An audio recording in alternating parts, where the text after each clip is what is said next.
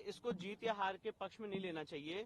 आज माननीय इलाहाबाद हाईकोर्ट ने जो अंजुमन इंतजामिया की दोनों याचिकाएं थी, फर्स्ट अपील फ्रॉम ऑर्डर, जिसमें उन्होंने 17 जनवरी के ऑर्डर को चैलेंज किया था और 31 जनवरी के ऑर्डर को चैलेंज किया था, आज वो दोनों याचिकाएं माननीय इलाहाबाद हाईकोर्ट ने डिसमिस कर दी हैं।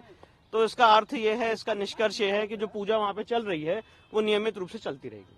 यानी कि अब ये कहा जाए कि हाईकोर्ट ने रोक नहीं लगाया, वो सुप्रीम कोर्ट आ सकते हैं, तो क्या आप कैविएट दाखिल करने वाले हैं? जी बिल्कुल, हम लोग सुप्रीम कोर्ट में कैविएट दाखिल करेंगे और सुप्रीम कोर्ट में अगर वो आएंगे तो अपनी बात सुप्रीम कोर्ट में। जो आधार रहा फिलहाल मुस्लिम पक्षकारों का, और जो व्यास की पूजा के लिए लगातार ये रोक की मांग कर रहे हैं, तो क्यों आखिर मुस्लिम पक्षकार अब इस पूरे मामले में रोक की मांग कर रहे हैं? देखिए, इसमें जो आधार बना है, मुझे लगता है माननीय न्यायालय के फैसले का, उसमें कोर्ट के सामने हमने स्पष्ट रूप से बात रखी थी कि सेक्शन 151 सीपीसी में कोर्ट को पावर है, जहां पे कोर्ट अगर कोई चीज मिस हो गई ऑर्डर में तो उसको क्लैरिफाई कर सकती है फर्दर ऑर्डर से।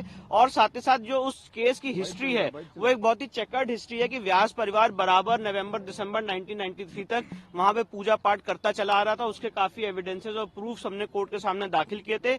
इसलिए मुझे लगता है, इसलिए आज माननीय न्यायालय ने दोनों पक्षों को सुनने के बाद एक वेल रीजन जजमेंट दिया है, जिससे अंजुमन इंतजामिया की जो दोनों फर्स्ट अपील फ्रॉम ऑर्डर्स थी उसको डिसमिस। देखिए, सबूत के साथ जब प्रमाण मिला कि नहीं यहाँ पर पूजा होनी चाहिए, पूजा का आदेश जो जिला न्यायालय ने दिया है, तो उसमें स्पष्ट है कि वहाँ पर सारे सबूत मिले हैं कि मंदिर के हैं, और मंदिर का आधार मान करके सर्वे के देख करके कोर्ट ने आदेश दिया है कि यहाँ पूजा होना चाहिए। जो पूजा पहले होती थी, जहाँ पूजा होती थी उसी जगह पूजा हो रही, दूसरी जगह नहीं।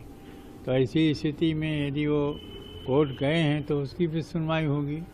वो रोकने का आधार बताएंगे कि क्यों रोका जाए, और ये बताएंगे कि नहीं वहाँ पूजा होनी चाहिए।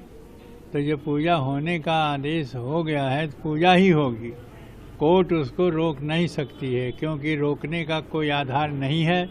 पूजा होने का आधार है कि वो मंदिर है, वहाँ पूजा होती थी, और जहाँ पूजा होती थी वहाँ पूजा हो रही है। आदेश दिया सत्र न्यायालय ने, जो जिला न्यायालय ने, तो इसलिए वहाँ पूजा होने में कोई बाधा नहीं आएगी। और मैं आशा करता हूँ कि वो पूजा अनवरत चलती रहेगी, और यह जाएगा अभी और आगे सुप्रीम कोर्ट तक जा सकता है।